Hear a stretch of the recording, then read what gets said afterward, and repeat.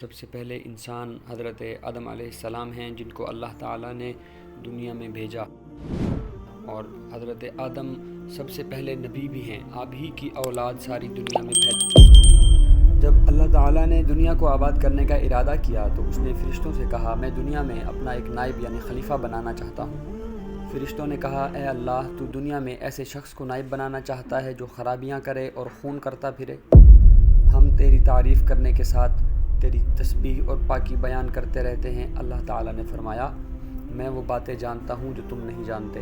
اللہ نے حضرت آدم علیہ السلام کو سب چیزوں کے نام سکھا دیے، پھر ان کو فرشتوں کے سامنے کیا اور فرمایا، اگر تم سچے ہو تو مجھے ان کے نام بتاؤ۔ حضرت آدم علیہ السلام نے کہا کہ تو پاک ہے، جتنا علم تو نے ہم کو بخشا ہے اس کے سوا ہم کو کچھ نہیں معلوم۔ پھر اللہ تعالیٰ نے فرشتوں کو حکم دیا کہ تم آدم کو سجدہ کرو، تو وہ سب سجدے میں گر پڑے، مگر شیطان نے سجدہ نہیں کیا۔ اس کا ذکر پہلے بھی آیا ہے۔ اللہ تعالیٰ نے حضرت آدم علیہ السلام سے کہا کہ تم اور تمہاری بیوی جنت میں رہو اور جہاں سے چاہو کھاؤ پیو، مگر ایک خاص درخت کے متعلق حضرت آدم علیہ السلام کو منع کر دیا کہ اس کے قریب بھی نہ جانا، ورنہ تم بھی ظالموں میں سے ہو جاؤ گے۔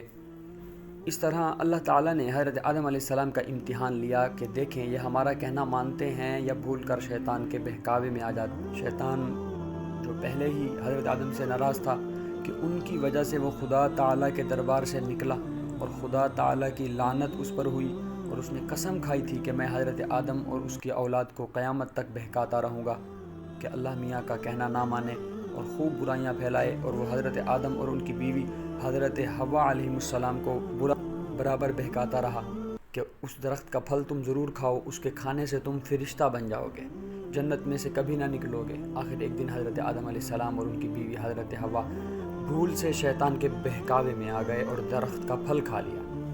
پھل کھاتے ہی دونوں ننگے ہو گئے اور جنت کا لباس ان کے بدن سے غائب ہو گیا، اور وہ جنت کے پتوں سے اپنے بدن کو چھپانے لگے۔ اللہ تعالیٰ نے حضرت آدم علیہ السلام سے کہا کہ ہم نے کہہ دیا تھا کہ اس درخت کے پاس بھی نہ جانا اور شیطان کے کہنے نہ آنا، وہ تمہارا دشمن ہے، تم اس کے کہنے میں آ گئے، اب تم اور حوا جنت سے چلے جاؤ،